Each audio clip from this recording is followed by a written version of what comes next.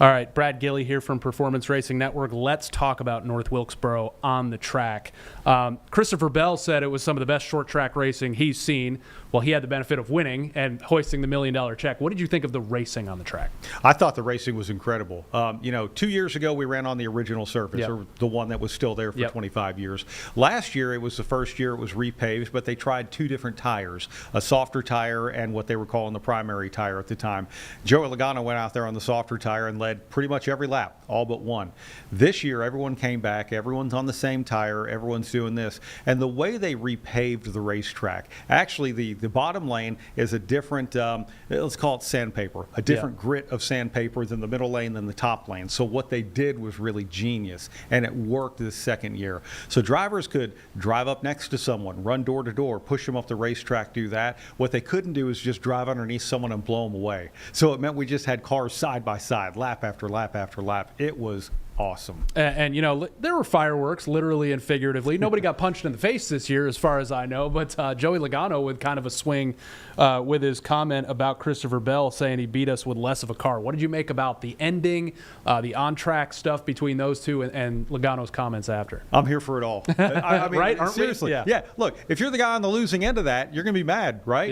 Yep. If you're the guy on the winning end of it, you're going to be happy. You're holding up $1 million check. If you're Joey Logano, and he's even said this since, look, I would have raced Christopher the same way. I mean, that's just the reality of it. But that's what the All-Star Race is about. It's about like a winner-take-all mentality to go out there and win $1 million. But for me, a good race is a combo of everything. I want to see passing. I want to see, pit stops. I want to see wrecks. I mean, I'll be honest with you. Like I always say, how do you know that they're pushing it to the edge if you don't ever see them push it over the edge? We saw people pushing it over the edge in many different ways, whether with pit road mistakes, whether wrecks, whether pushing each other's buttons.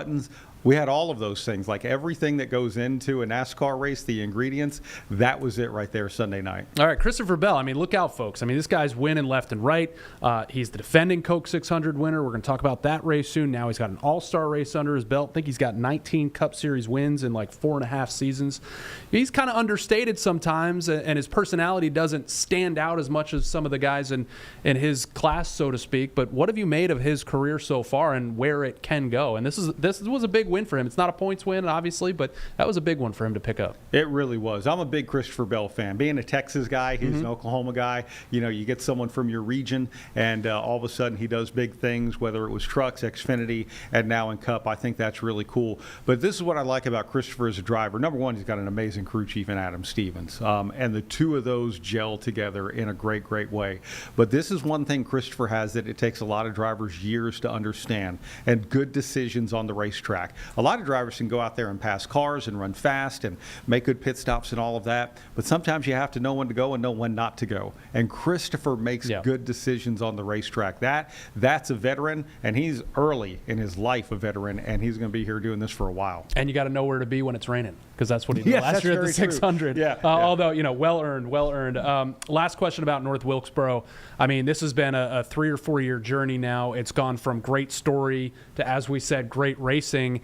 And like I mentioned, whether you're there or you're just watching, and if you haven't been, I highly suggest, the next chance you have to go see Cup racing there, do it, or any racing there.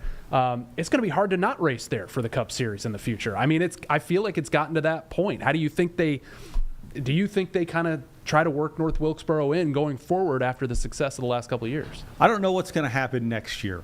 So that's as far as I can forecast. I genuinely don't know. But it's funny. I went that weekend, and Doug Rice and I were up in the PA booth. I go, man, imagine this with 13 more cars on the track, like a full field points race.